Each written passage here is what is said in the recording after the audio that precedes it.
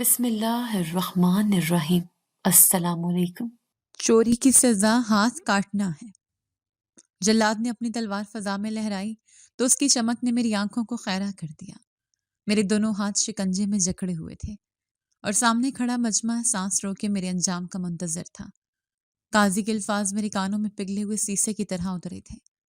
بھیڑ میں سے ایک آواز ابھری، اللہ اکبر، مگر میری نگاہیں تو کسی مسیحا کی تلاش میں تھی جو شاید اب کبھی نہیں آنے والا تھا۔ میری سانسیں سینے میں اٹک رہی تھیں اور دل کی دھڑکنیں اتنی تیز تھیں کہ کانوں میں سنائی دے رہی تھیں۔ یہ وہ وقت تھا جب انسان اپنی زندگی کے ہر لمحے کو اپنی آنکھوں کے سامنے فلم کی طرح چلتے ہوئے دیکھتا ہے۔ میری زندگی کی فلم بھی میری آنکھوں کے سامنے چل رہی تھی، جس کا آغاز غربت کی تاریک گلیوں سے ہوا تھا۔ میرا نام وقاص ہے۔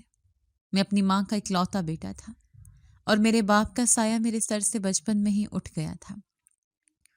مجھے یاد ہے کہ جب میں چھوٹا تھا تو گھر میں ہر وقت سلائی مشین کی ٹک ٹک گونجتی رہتی تھی۔ یہ آواز میرے لیے کسی لوری سے کم نہیں تھی۔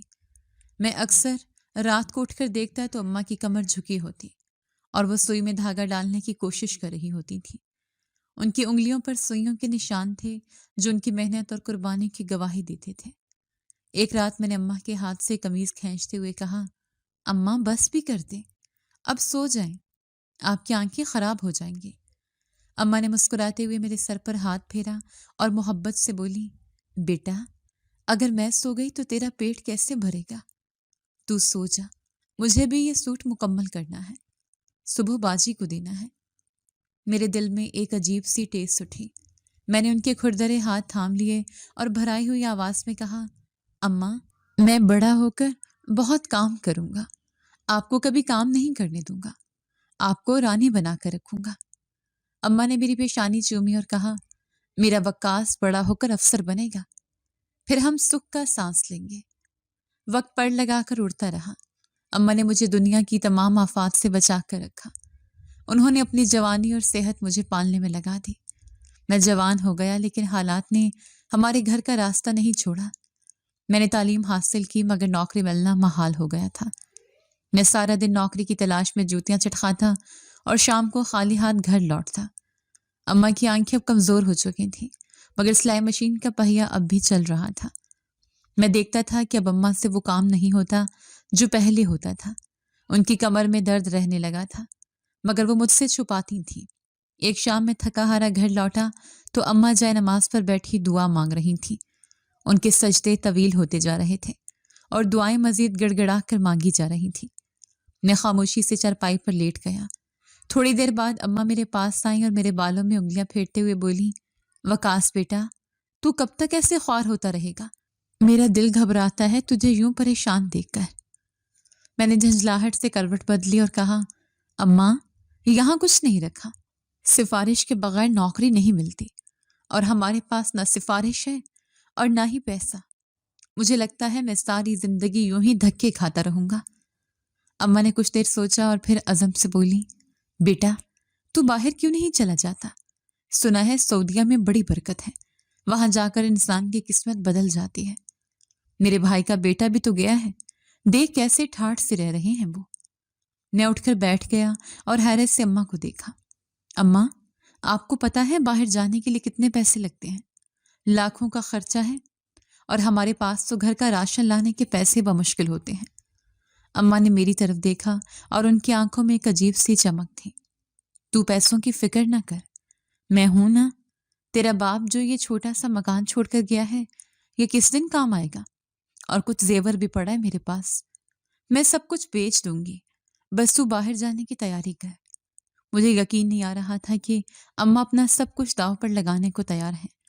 میں نے گھبرا کر کہا، اماں یہ گھر ہی تو ہماری کل کائنات ہے، اگر خدا نخواستہ میں وہاں جا کر کچھ نہ کر سکا تو ہم کہاں جائیں گے؟ سڑک پر آ جائیں گے ہم۔ اماں نے میرے منہ پر ہاتھ رکھا اور سختی سے بولی، ایسی منحوس باتیں مت کر، اللہ پر بھروسہ رکھ، وہ کسی کی محنت رائگاں نہیں کرتا، تو بس نیت صاف رکھنا۔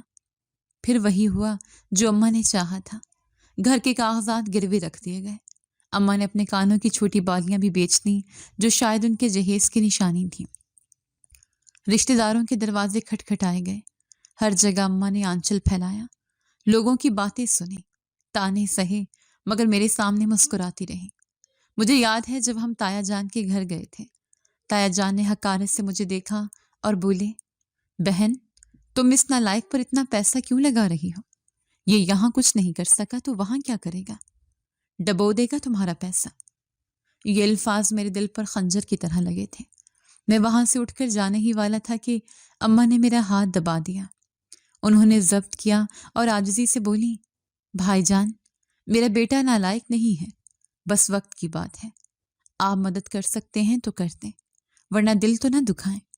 ताया ने कर्जा तो दिया, मगर सूद पर। अम्मा ने वो भी कबूल कर लिया। हर तरफ से पैसा इकट्ठा करके एजेंट के हाथ में थमाया गया। वीज़ा आने का इंतज़ार होने लगा। वो दिन भी कयामत के दिन थे। उम्मीद और खौफ के बीच लटके हुए, हर रोज़ डाकिये का इंतज़ार होता। आखिरकार वीज़ा आ गया। घर में खुशी की लहर दौड़ गई, मगर उस खुशी के पीछे एक अनजाना खौफ भी था। जाने वाले दिन घर में कोहराम मचा हुआ था। अम्मा ने मेरे लिए पसंद का खाना बनाया, मगर मेरे गले से नवाला नहीं उतर रहा था। पड़ोसी औरतें अम्मा को तसल्ली दे रही थीं, मगर अम्मा की आंखें मुझे तक रही थीं। जब मैं घर से निकलने लगा तो अम्मा ने मुझे गले लगा लिया। उनका वजूद कांप रहा था। मैंने अपने आंसू रोके और अम्मा के कदमों में बैठ गया। अम्मा ने मुझे उठाया और मेरी आंखों में देखते हुए कहा, बेटा, मेरी बात गिरा से बांध ले। परदेस में इंसान अकेला होता है, मगर अल्लाह वहां भी साथ होता है। कभी हराम की तरफ मत देखना। रिस्क देने वाली जात अल्लाह ताला की है। बस नीयत अपनी साफ रखना। देखना अल्लाह तुम्हारे लिए कई रास्ते खोलेगा। कभी किसी का हक ना मारना। मैंने रोते हुए कहा, अम्मा, आप अपना ख्याल रखना। मैं जल्द ही इतना कमा लूंगा कि ये घर छुड़ा लूंगा और आपको हज करवाऊंगा। अम्मा ने मुस्कुराकर मेरे आंसू पोंछे और मुझे रुखसत किया। जहाज में बैठते वक्त मेरा दिल डूब रहा था, मगर आंखों में सुनहरे ख्वाब थे। मुझे क्या मालूम था कि ये ख्वाब रेत की दीवार साबित होंगे। मैं बादलों को देखकर सोच रहा था कि अब मेरी जिंदगी बदल जाएगी। अब मैं अपनी माँ को सुख दे सकूंगा। जद्दा एयरपोर्ट पर उतरते ही गर्म हवा के थपेड़ों ने मेरा इस्तकबाल किया। हर तरफ अरबी जुबान की गूंज थी। एजेंट ने कहा था कि बाहर कफील का आदमी लेने आएगा, मगर घंटों इंतजार के बाद भी कोई ना आया। मैंने इधर उधर लोगों से पूछने की कोशिश की। मेरा हलक प्यास से खुश्क हो रहा था और उम्मीद दम तोड़ रही थी। एक पाकिस्तानी मजदूर नजर आया तो मैं भागकर उसके पास गया और पूछा, भाईजान, मैं पाकिस्तान से आया हूँ। ये कफील का नंबर है, कोई फोन नहीं उठा रहा। मुझे कुछ समझ नहीं आ रहा, मैं कहाँ जाऊं। उसने हमदर्दी से मुझे देखा और बोला, भाई, यहाँ ऐसे ही होता है। एजेंट झूठ बोलकर भेज देते हैं।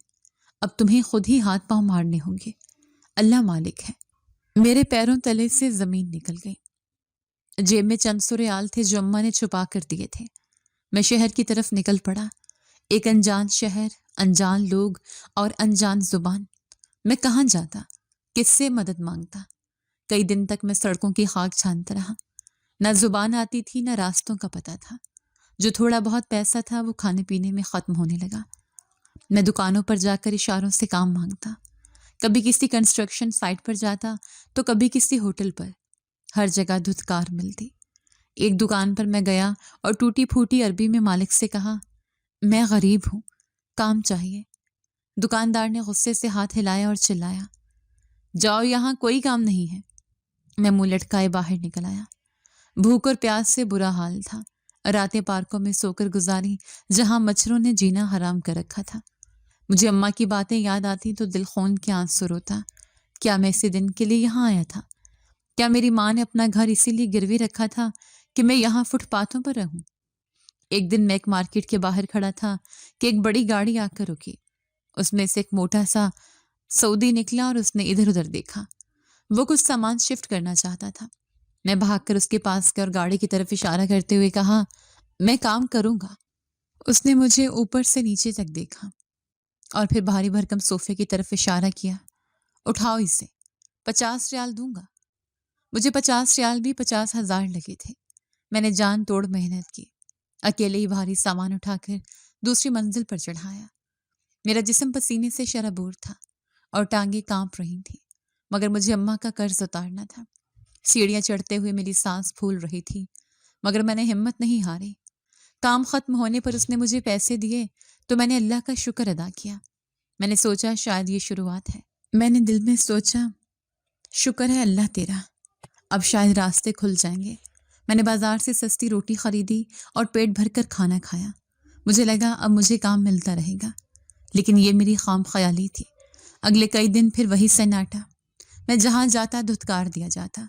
मेरे वीज़े की मुद्दत भी मसला बन रही थी और कफील का कुछ पता नहीं था। मैं रोज़ाना सुबह उम्मीद लेकर निकलता और शाम को मायूसी लेकर लौटता। दिन हफ्तों में बदल गए। मेरे पास जमा पूंजी खत्म होने के करीब थी। मैंने मजदूरी के लिए कई जगह अड्डे पर भी बैठकर देखा, मगर वहां भी पहले से जमे हुए मजदूरों का कब्जा था। वो नए बंदे को काम ही नहीं लेने देते थे। मुझे यूं लगता जैसे मैं किसी अंधे कुएं में गिर गया हूं, जहां से निकलने का कोई रास्ता नहीं है। एक दिन एक पाकिस्तानी भाई मुझे मिला। उसने मेरी हालत देखी तो बोला, यार तुम नए हो, यहाँ काम मिलना आसान नहीं है। यहाँ तो पुराने लोग भी फारिग बैठे हैं, तुम वापस क्यों नहीं चले जाते? ये सुनकर मेरे तन बदन में आग लग गई। मैंने तड़प कर कहा, वापस? भाई मेरे घर की छत गिरवी पड़ी है। माँ ने अपने कानों की बालियां बेचकर मुझे भेजा है। अगर मैं खाली हाथ वापस गया तो मेरी माँ तो जीते जी मर जाएगी। मैं मर तो सकता हूँ मगर वापस नहीं जा सकता। उसने अफसोस से सर हिलाया और चला गया। वो नहीं जानता था कि मेरे कंधों पर कितनी उम्मीदों का बोझ है। मैं कैसे वापस जा सकता था? मैं कैसे उस ताया का सामना करता जिसने मेरी माँ की तजलील की थी? हालात बद से बदतर होते जा रहे थे। कमरे का किराया देने के पैसे नहीं थे, इसलिए मैं मस्जिदों या पार्कों में रात काटता। कपड़े मैले हो चुके थे और चेहरे पर दाढ़ी बढ़ गई थी। मैं आईने में खुद को देखता तो डर जाता। क्या ये वही वकास है जिसे अम्मा शहजादा कहती थी? कभी कभी मुझे लगता कि मैं पागल हो जाऊंगा। भूख इंसान को जानवर बना देती है और मैं उस दहलीज पर खड़ा था। आज सुबह से मैंने कुछ नहीं खाया था। जेब में हाथ डाला तो सिर्फ चंद सिक्के और एक 100 का नोट बचा था।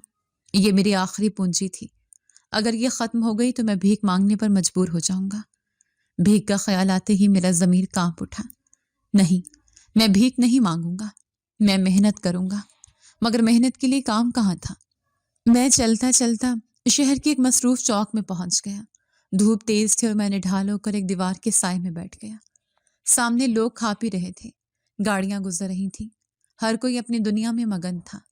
किसी को उस परदेसी की कोई परवाह नहीं थी। मुझे अपना वजूद बेमैनी लग रहा था। तभी मेरे दिल में ख्याल आया कि मैं यहाँ क्यों धक्के खा रहा हूँ। मुझे अल्लाह के घर जाना चाहिए, हरम पाक। वहीं जाकर शायद दिल को करार आए, शायद अल्लाह वहीं मेरी फरियाद सुन ले। मक्का जाने के लिए किराया भी लगना था, मगर अब मेरे पास खोने के लिए कुछ नहीं बचा था। मैंने सोचा कि अगर मरना ही है तो अल्लाह के घर की चौखट पर मरूंगा। मैंने बस पकड़ी और हरम शरीफ की तरफ रवाना हो गया। रास्ते भर में अपनी माँ को याद करता रहा।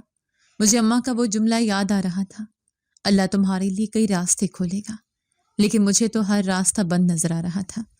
मेरी आंखों से आंसू जारी थे, जो बस की खिड़की से आने वाली हवा खुश कर रही थी। बस ने जब मुझे हरम के पास उतारा तो अजान की आवाज़ गूंज रही थी। वो आवाज़ सीधी मेरे दिल में उतर गई। मैं लड़खड़ाते कदमों से हरम की तरफ बढ़ा। मेरे कदम भारी थे, मगर दिल में एक अजीब सी कशिश थी। अंदर दाखिल होते ही ठंडी हवा और सुकून का एहसास हुआ। खाना काबा पर पहली नज़र पड़ते ही मैं फूट फूट कर रो पड़ा। मैंने अपने मैले कुचले हाथों से चेहरा छुपा लिया।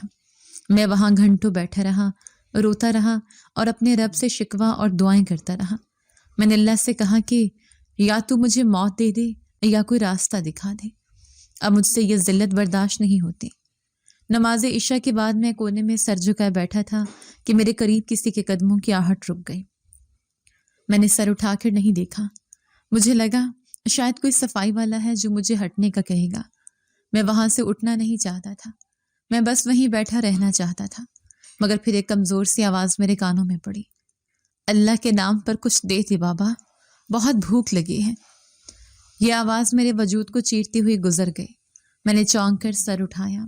सामने एक बूढ़ा, कमजोर और इंतहाई गरीब हुलिये वाला शख्स खड़ा था। उसके कपड़े तार तार थे और चेहरा मिट्टी से अटा हुआ था। उसकी आंखों में भूख नाच रही थी। वो हाथ फैलाए मेरे सामने खड़ा था, बिल्कुल वैसे जैसे मैं हालात के सामने खड़ा था। उसकी हालत मुझसे भी बदतर थी। मैंने उसे देखा, پھر اپنی جیب کو ٹٹولا۔ میری انگلیوں نے اس آخری 100 ریال کے نوٹ کو چھوا جو میری زندگی کی آخری امید تھا۔ شیطان نے فوری وسوسہ ڈالا، وقاص اگر یہ بھی دے دیا تو کیا کھائے گا؟ تو خود بھوکا ہے، یہ تیری آخری جمع پونجی ہے، اسے مت دینا، یہ تیری زندگی کی لکیر ہے۔ میں کشمکش میں پڑ گیا۔ وہ فقیر امید بھری نظروں سے مجھے دیکھ رہا تھا، اس کے ہونٹ خشک تھے اور وہ کانپ رہا تھا۔ میں سوچ رہا تھا کہ اگر میں نے یہ پیسے دے دیے تو میرا کیا ہوگا؟ میں کل کیا کھاؤں گا؟ میں واپس کیسے جاؤں گا؟ اس نے پھر صدا لگائی، بیٹا اللہ تجھے بہت دے گا، میرے بچے بھوکے ہیں کئی دن سے، کچھ مدد کر دے۔ میرے ذہن میں اماں کا چہرہ گھوم گیا۔ اماں کہتی تھیں، بیٹا نیکی کبھی ضائع نہیں ہوتی، کیا پتہ اللہ اسی نیکی کے بہانے میری مشکل آسان کر دے۔ لیکن اگر نہ ہوئی تو؟ اگر میں یہاں بھوکا مر گیا تو؟ میرا دل اور دماغ جنگ کر رہے تھے، ایک طرح خوف تھا اور دوسری طرف ایمان۔ یہ لمحہ میری زندگی کا سب سے بھاری لمحہ تھا۔ ایک طرف میری اپنی بھوک اور بقا تھی اور دوسری طرف ایک سوالی کی صدا۔ میں نے مٹھی میں نوٹ کو بھینچ لیا، پسینہ میرے ماتھے سے بہہ رہا تھا۔ فیصلہ کرنا مشکل تھا، بہت مشکل۔ میں نے کانپتے ہوئے ہاتھ جیب سے باہر نکالے، میری مٹھی بند تھی۔ فقیر کی نظریں میری بند مٹھی پر جم گئیں۔ یہاں آنسو بہانے کا کوئی فائدہ نہیں لڑکے، یہ جیل کی دیواریں ہیں، یہ صرف چیخیں سنتی ہیں، رحم کی اپیلیں نہیں۔ میرے سیل کے اندھیرے کونے سے ایک بھاری آواز ابھری۔ میں نے گھٹنوں میں دیا سر اٹھایا اور نم آنکھوں سے ادھر دیکھا۔ ایک ادھیڑ عمر شخص جس کے چہرے پر زمانے کی سختیاں تحریر تھیں میری طرف دیکھ رہا تھا۔ چچا میں بے قصور ہوں، واللہ میں نے چوری نہیں کی، مجھے تو وہ بٹوا زمین پر پڑا ملا تھا، میں اسے کھول کر دیکھ ہی رہا تھا کہ لوگوں نے پکڑ لیا۔ میں نے ہچکیوں کے درمیان صفائی پیش کرنے کی کوشش کی۔ وہ شخص میرے قریب آیا اور تلخی سے ہنسا۔ بے قصور تو یہاں آدھے سے زیادہ لوگ ہیں بیٹا، مگر قانون ثبوت مانگتا ہے، نیت نہیں دیکھتا۔ تمہارے ہاتھ میں مال تھا، گواہ موجود تھے، فیصلہ ہو گیا، اب اپنے دل کو سمجھا لو۔ کیسے سمجھا لوں؟ میں تڑپ کر کھڑا ہو گیا۔ یہ ہاتھ کٹ گئے تو میں کیا کروں گا؟ میری ماں گھر پر میری کمائی کا انتظار کر رہی ہیں، وہ سلائی کر کر کے بوڑھی ہو گئی ہیں، میں اس کا سہارا بننے آیا تھا، اس پر بوجھ بننے نہیں۔ اس شخص نے میرے کندھے پر ہاتھ رکھا۔ میرا نام رفیق ہے، 10 سال سے یہاں ہوں۔ میں نے بہت سے لوگوں کو یہاں آتے اور ٹوٹتے دیکھا ہے، مگر ہاتھ کاٹنے کی سزا یہ بہت کم سننے کو ملتی ہے۔ تم نے ضرور کچھ ایسا کیا ہے یا تمہاری قسمت بہت خراب ہے۔ میں دیوار سے ٹیک لگا کر بیٹھ گیا۔ قسمت ہی تو خراب ہے چچا، سب کچھ بیچ کر آیا تھا، گھر، زیور، عزت، سب کچھ، اور اب یہ ہاتھ بھی جانے والے ہیں۔ تبھی لوہے کا بھاری دروازہ کھلا اور ایک عربی پولیس والا ہاتھ میں ڈنڈا لیے اندر داخل ہوا۔ اس کے ساتھ ایک اور شخص تھا جو حلیے سے دفتری بابو لگ رہا تھا۔ وقاص احمد کون ہے؟ آنے والے شخص نے اردو میں پوچھا۔ اردو سن کر میرے مردہ جسم میں جان پڑ گئی۔ میں بھاگ کر سلاخوں کے پاس گیا۔ میں ہوں وقاص، جی میں ہوں، سارا پاکستانی ہے، خدا کے لیے میری مدد کرے، میں نے کچھ نہیں کیا، یہ فیصلہ غلط ہے۔ میں نے سلاخوں کو دونوں ہاتھوں سے پکڑ لیا۔ وہ شخص قریب آیا اور اس نے فائل کھولی۔ دیکھو وقاص، میں سفارت خانے کی طرف سے آیا ہوں، تمہارا کیس ہمارے پاس آیا تھا، ہم نے جائزہ لیا ہے مگر حالات تمہارے خلاف ہیں۔ سر کیسی باتیں کر رہے ہیں؟ میں ایک شریف گھرانے کا لڑکا ہوں، میں چور نہیں ہوں، آپ جج صاحب کو بتائیں نا۔ میری آواز گلے میں پھنس رہی تھی۔ اس شخص نے افسوس سے سر ہلایا۔ عدالت کا فیصلہ آ چکا ہے، تم نے جائے وقوع پر اعتراف کیا تھا کہ بٹوا تمہارے ہاتھ میں تھا۔ ہاں تو میں نے اٹھایا تھا، چرایا نہیں تھا۔ سر میں تو حرم شریف سے آ رہا تھا، میں نے تو اپنی آخری جمع پونجی 100 ریال بھی ایک فقیر کو دے دیے تھے۔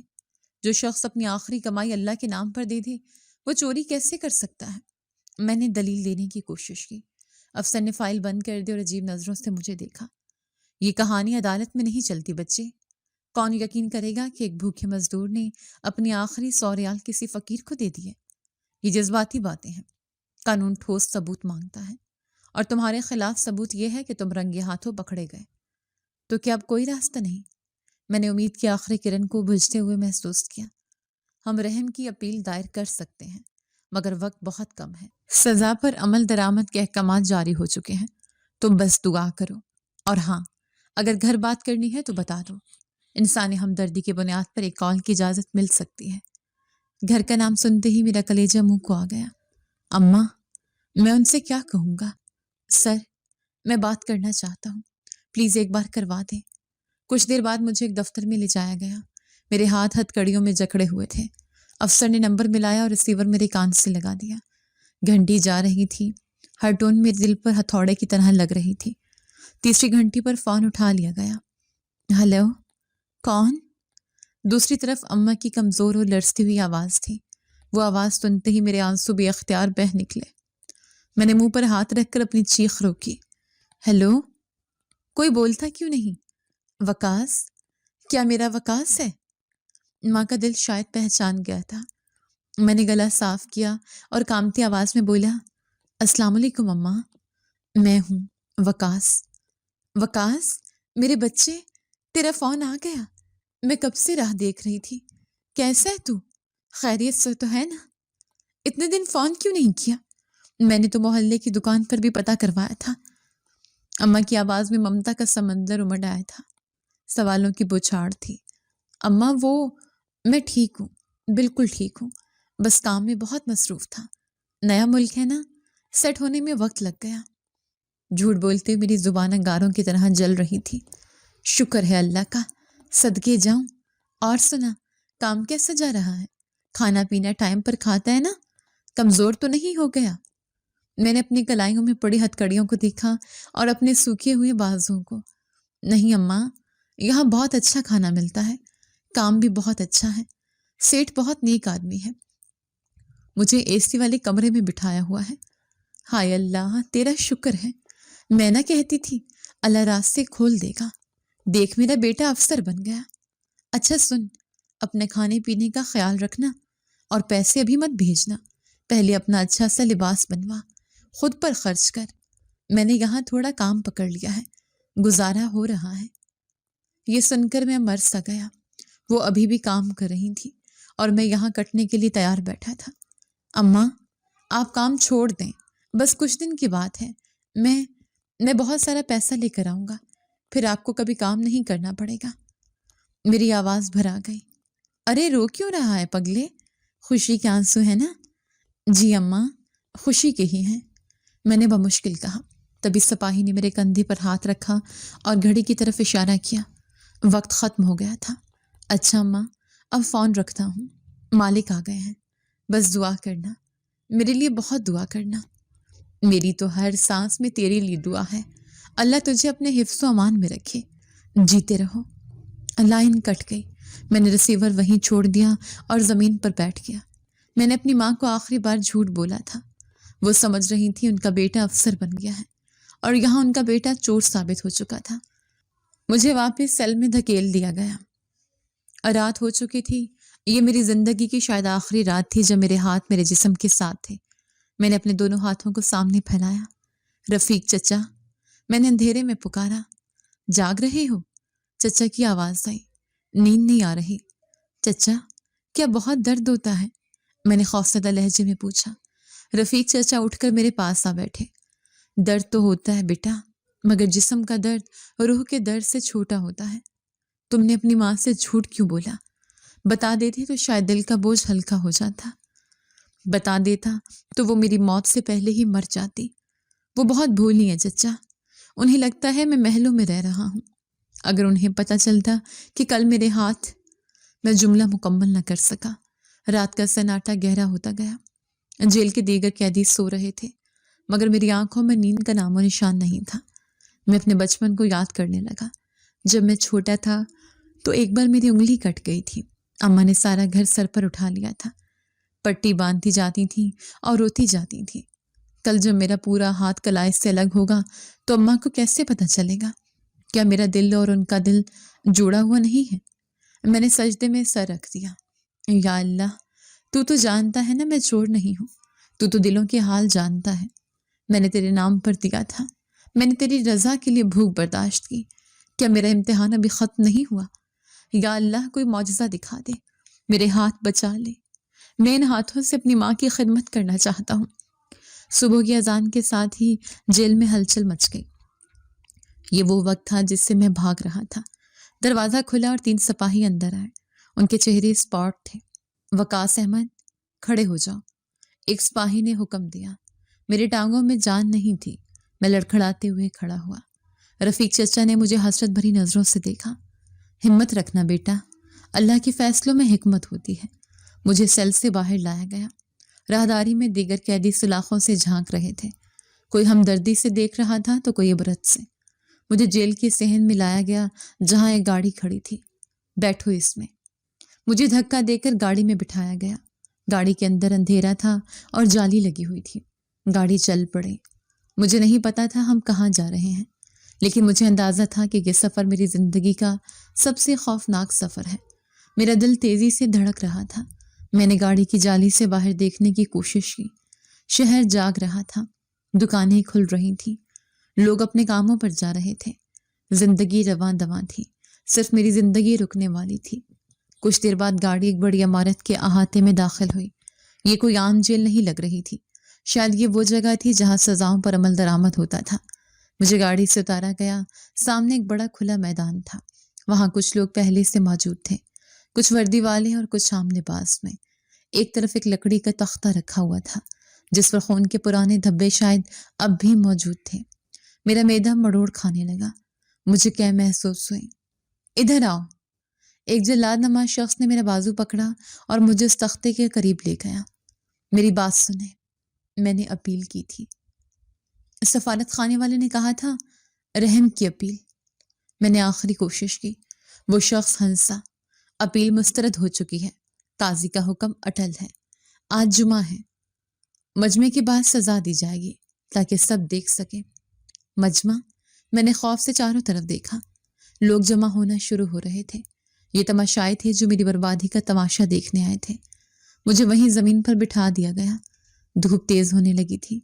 मेरा हलक खुश्क हो चुका था। मैंने पानी मांगा मगर किसी ने नहीं सुना। मेरे हाथ पीछे बांध दिए गए थे।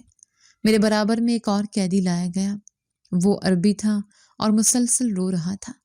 मैंने तौबा कर ली है, मुझे माफ कर दो। वो चिल्ला रहा था। उसकी चीखें सुनकर मेरा हौसला भी टूटने लगा। मैंने आंखें बंद कर ली और अम्मा का चेहरा तस्वुर में लाने की कोशिश की। अम्मा, मुझे माफ कर देना। मैं आपका अफसर बेटा नहीं बन सका। मैं तो अपने हाथ भी न बचा सका। तभी लाउड स्पीकर पर तिलावत शुरू हुई। ये सजा के वक्त का ऐलान था।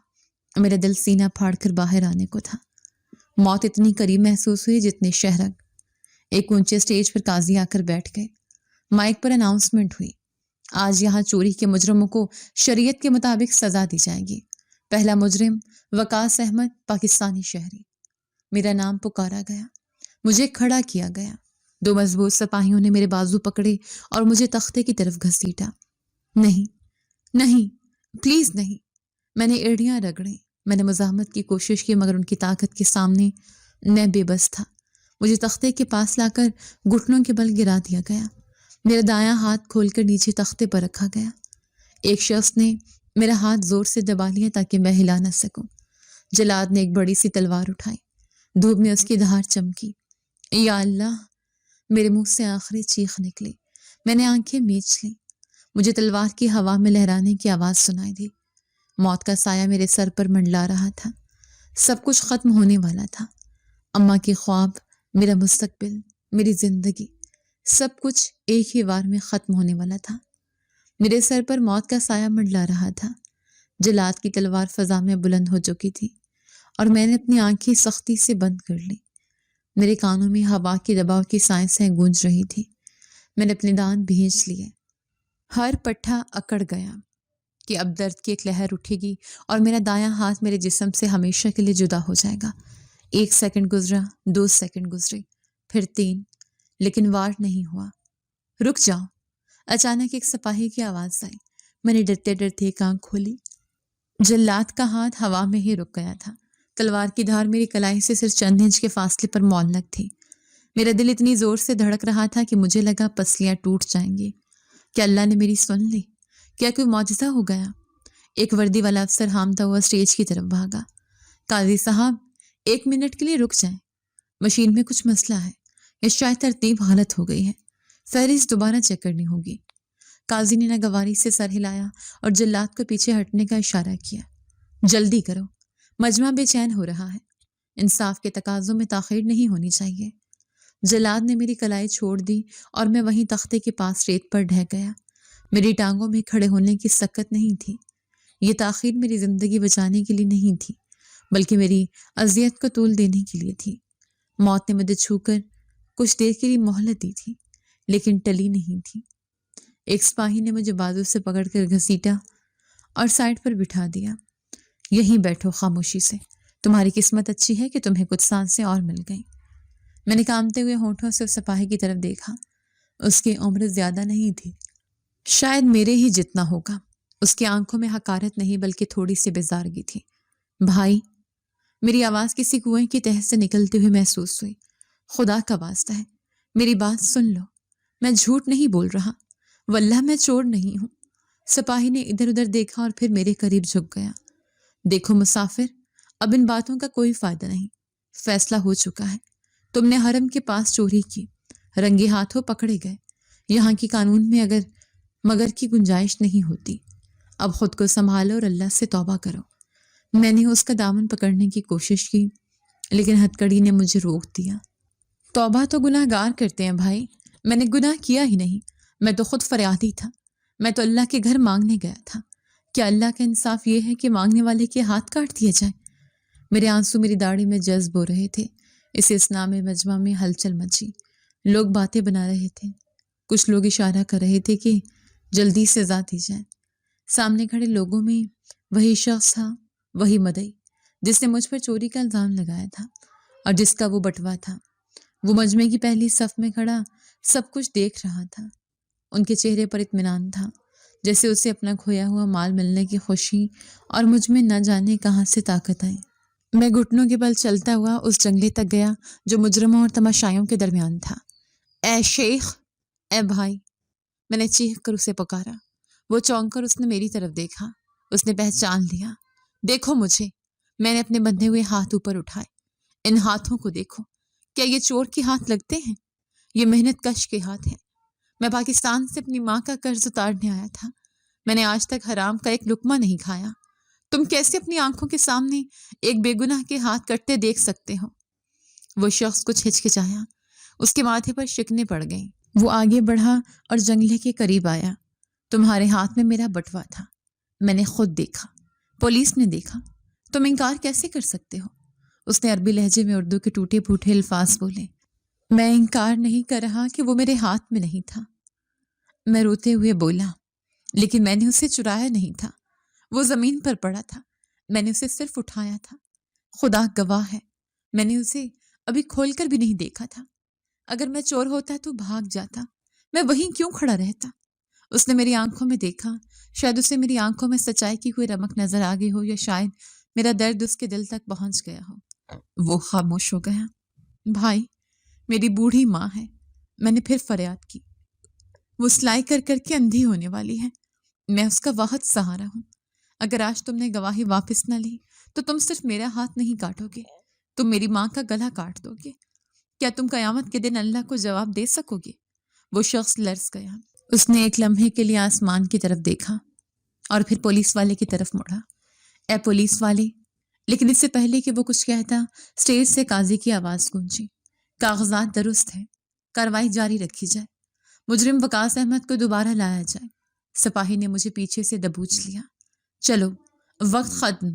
نہیں، رکو، وہ مان گیا ہے، وہ میری بات سن رہا ہے، میں نے چیخ کر کہا اور مڑ کر اس مدعی کی طرف دیکھا۔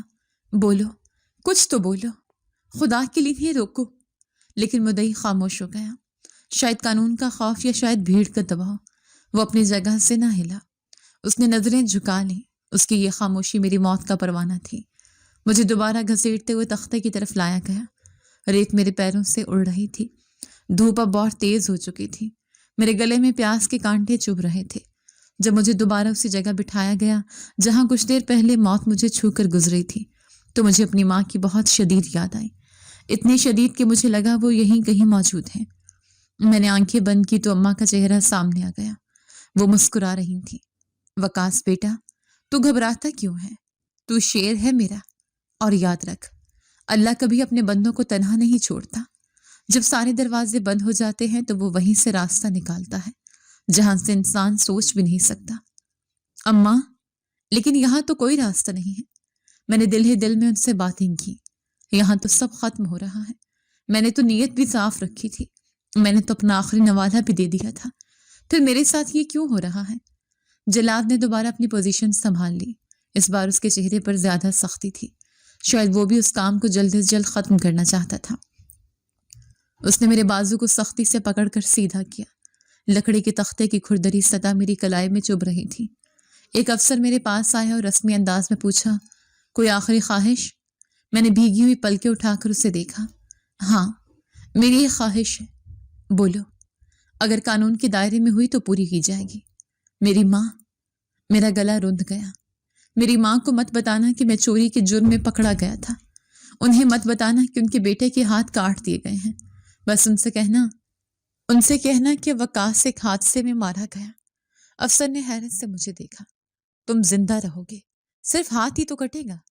नहीं साहब, मैंने तलखी से मुस्कुराते हुए कहा। जिस मजदूर के हाथ कट जाए वो जिंदा दरगोर हो जाता है। मैं अपनी माँ के सामने कटे हुए हाथों के साथ जाने से बेहतर है कि मर जाऊं। बस मेरा ये पैगाम पहुंचा देना कि उनका बेटा बेईमान नहीं था। अफसर की आंखों में भी नमी तैर गई। उसने कुछ कहे बगैर सर हिलाया और पीछे हट गया। अब वहां सिर्फ मैं था, जल्लाद था और तमाशाइयों का शोर। तैयार हो जाओ, हुक्म जारी हुआ। मैंने आखिरी बार हरम शरीफ की सिम देखा तो यहाँ से नजर तो नहीं आ रहा था, मगर मेरा दिल वहीं अटका हुआ था। या अल्लाह, मैंने सुना था कि तेरे घर से कोई खाली हाथ नहीं लौटता। मैंने तेरे नाम पर वो 100 रियाल दिए थे जो मेरी जिंदगी थी। उस फकीर ने कहा था कि अल्लाह तुझे वो देगा जो तू सोच भी नहीं सकता। क्या यही वो बदला है? ये जिल्लत, ये माजूरी? मेरे दिल में एक अजीब सी शिकायत पैदा हुई, लेकिन फिर फौरन ही इस्तग़फ़ार किया। नहीं मौला, तेरी मर्जी के आगे सर तस्लीमी खम है। शायद मेरे गुनाहों की यही सजा हो। बस मुझे सब्र दे दे। जल्लाद ने तलवार बुलंद की। धूप में चमकता हुआ फौलाद मेरी नजरों के सामने आया। मजमा सांस रोके खड़ा था। हर तरफ हू का आलम था। परिंदों की चहचहाहट भी जैसे थम गई थी। मैंने कलमा शहादत पढ़ना शुरू किया। अशहदु अल्ला इलाहा इल्लल्लाह। मेरे अल्फाज मेरे आंसू में घुल रहे थे। मेरा पूरा जिस्म लर्ज रहा था जैसे तेज बुखार में हो। खौफ की एक सर्द लहर मेरी रीढ़ की हड्डी में दौड़ रही थी। जलाद ने गहरी सांस ली। उसके बाजू के पट्टे तन गए। उसने निशाना लिया। इस बार कोई गलती नहीं होने वाली थी। इस बार कोई मशीनी खराबी नहीं थी। इस बार कोई कागज चेक करने नहीं आ रहा था। ये अटल था, ये फाइनल था। मेरी आंखों के सामने अंधेरा छाने लगा। मैंने महसूस किया कि ये मेरी जिंदगी के आखिरी मुकम्मल लम्हात हैं। अगले ही लम्हे में एक माजूर, एक अपाहज, एक चोर के नाम से जाना जाऊंगा। अल्लाहु अकबर। जल्लाद ने नारा लगाया और पूरी कुव्वत से तलवार नीचे लाने के लिए बाजू को हरकत दी। हवा में तलवार की साएं फिर सुनाई दी। मौत इतनी करीब थी कि मैं उसकी ठंडक महसूस कर सकता था। मैंने अपनी रूह को जिस्म से निकलने के लिए तैयार कर लिया। अम्मा की सूरत मेरी आंखों के सामने आ रही थी जब उन्होंने मुझे दुआओं के साथ रुखसत किया था। लेकिन आज अम्मा की आखिरी उम्मीद भी टूट गई थी। जब मेरे हाथ ही काट दिए जाएंगे तो मैं कहाँ कमाने के काबिल रहूंगा। मेरे जिस्म में जो रही सही जान थी वो भी निकल गई थी। ऐन उसी लम्हे जब तलवार मेरी कलाई को छूने ही वाली थी, मजमे के पीछे से एक ऐसी बावकार और गूंजदार आवाज उभरी जिसने पूरे मैदान को हिला कर रख दिया। रोक दो। यह आवाज इतनी पुरस्तर और ताकतवर थी कि जल्लाद का हाथ खुद ब खुद हवा में मुअल्लक हो गया। सब लोग बशमुल काजी और सिपाही चौंक कर आवाज की सिम देखने लगे। मुझे भी समझ नहीं आ रही थी कि फैसला सुनाने और तलवार चलाने के दरमियान अचानक से मेरे हाथ काटने से क्यों रोक दिया गया। वो आवाज किसी आम इंसान की नहीं थी, बल्कि उसमें इतना रोब और दबदबा था कि पूरा मजमा साकत हो गया। जलाद ने हड़बड़ा कर तलवार नीचे कर ली और अदब से पीछे हट गया। काजी साहब जो स्टेज पर बैठे थे वो भी एहतराम में अपनी जगह से खड़े हो गए। सबकी नजरें उस सिमत उठ गईं जहां से ये आवाज आई थी। मैंने अपनी भीगी हुई पलकों के बीच से देखा। भीड़ तेजी से छट रही थी और रास्ता बना रही थी। वहां एक इंतहाई शानदार और पुरवकार शख्सियत का मालिक शख्स आगे बढ़ रहा था।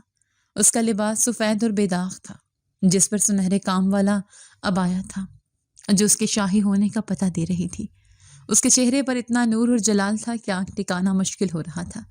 اس کے دائیں بائیں سیاہ سوٹ میں ملبوس کڑیل جوان محافظ چل رہے تھے جو لوگوں کو دور کر رہے تھے۔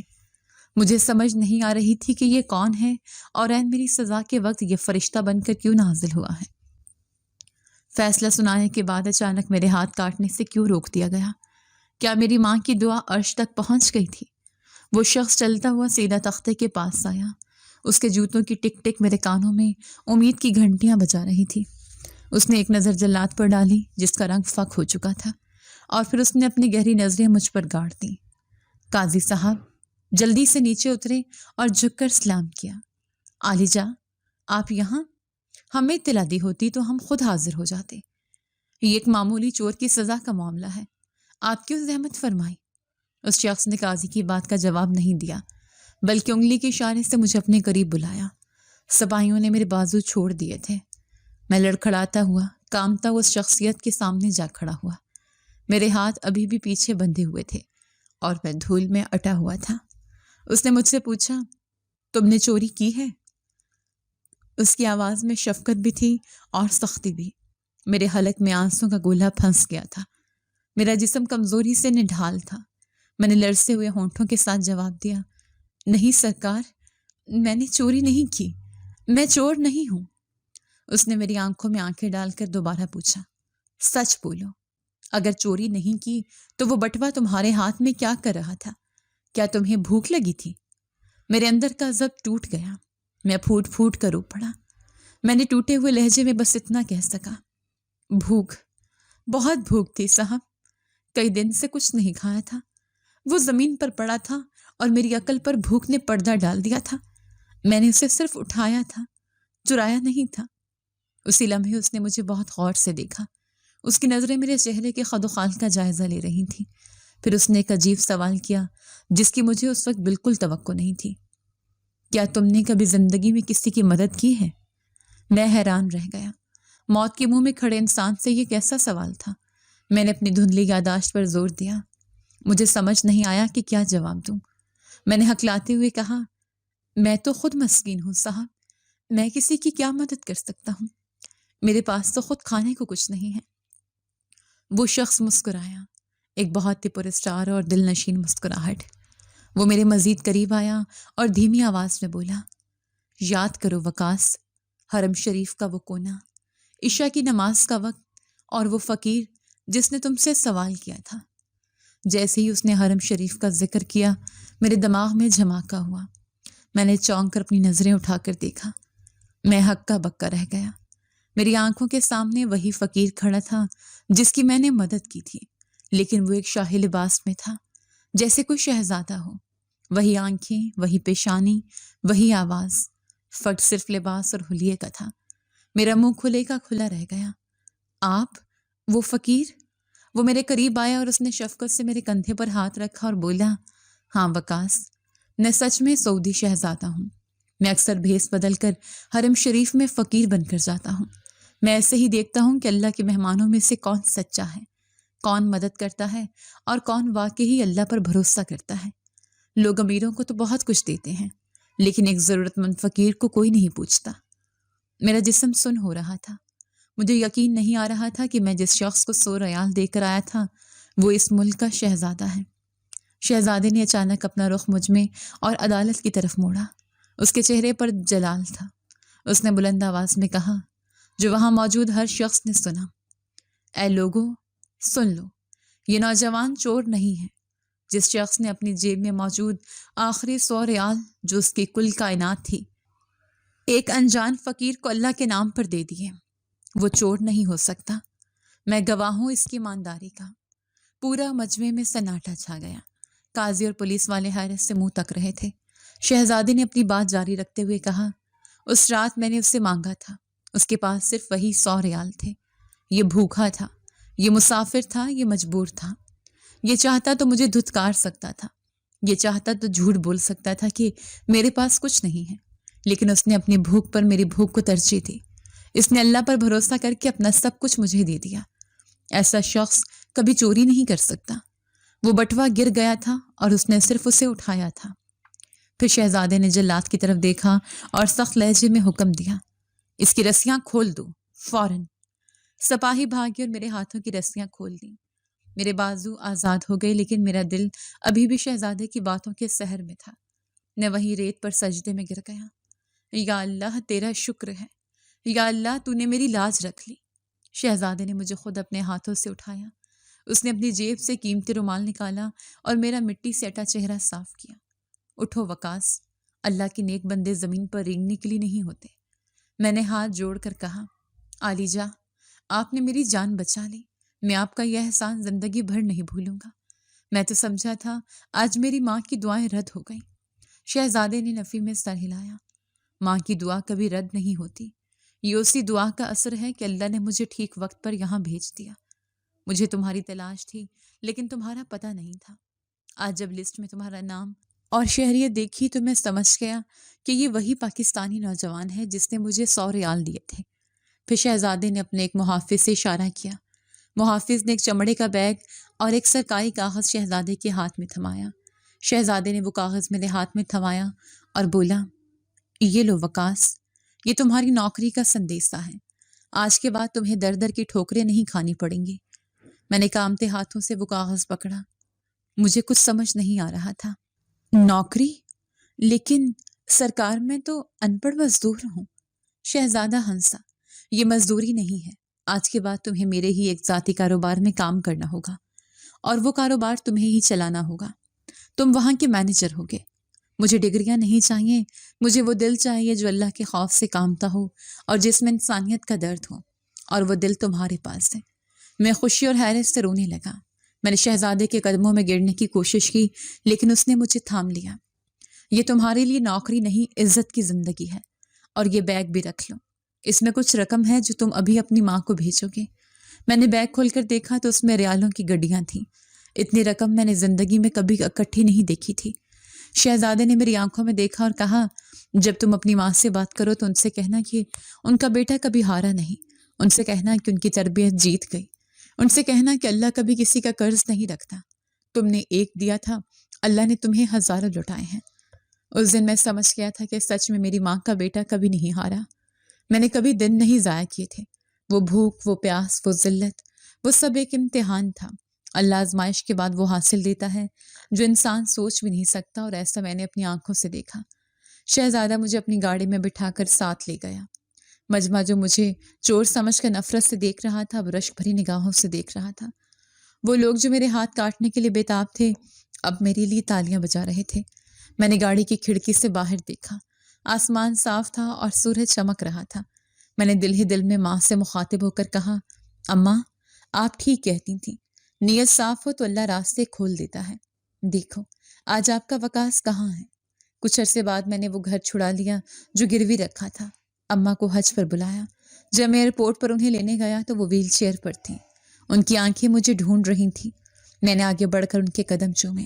اماں نے میرا سر پر ہاتھ پھیرا اور روتے ہوئے بولی، میرا وقاص، میرا افسر بیٹا، میں جانتی تھی تو سرخرو ہو کر لوٹے گا۔ میں نے اماں کو گلے لگایا اور ان کے کان میں کہا، اماں، یہ سب آپ کی دعا اور اس ایک نیکی کا بدلہ ہے جو میں نے حرم پاک میں کی تھی۔ آج میں کامیاب بزنس مینیجر ہوں۔ میرے پاس سب کچھ ہے، دولت، عزت، شہرت، لیکن میں آج بھی مہینے میں ایک بار بھیس بدل کر اسی جگہ جاتا ہوں جہاں میں نے اس فقیر کی مدد کی تھی۔ میں وہاں جا کر غریبوں میں کھانا بانٹتا ہوں اور دل ہی دل میں اللہ کا شکر ادا کرتا ہوں کہ اس نے مجھے رسوا ہونے سے بچا لیا۔ زندگی عجیب ہے، کبھی یہ آپ کو زمین پر پٹخ دیتی ہے اور کبھی آسمان پر پہنچا دیتی ہے۔ بس شرط یہ ہے کہ آپ کا ایمان نہ ڈگمگائے۔ اگر میں اس رات وہ 100 ریال بچا لیتا تو شاید آج میں ہاتھ کٹا ہوا ایک بھکاری ہوتا، لیکن میں نے اللہ کے ساتھ تجارت کی اور اللہ کبھی اپنے بندے کو گھاٹے میں نہیں رہنے دیتا۔ میری کہانی ان تمام لوگوں کے لیے ایک سبق ہے جو مایوس ہو جاتے ہیں۔ یاد رکھو، اندھیری رات کے بعد ہی سویرا ہوتا ہے، اور اللہ کی مدد تب آتی ہے جب انسان کے تمام سہارے ٹوٹ جاتے ہیں۔ جی تو دوستو، کیسی لگی آپ کو ہماری آج کی کہانی؟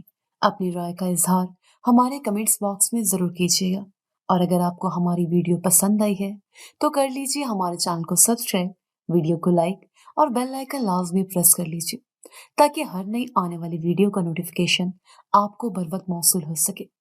ملتے ہیں ایسی ہی ایک سبق آموز کہانی کے ساتھ، تب تک کے لیے اللہ نگہبان۔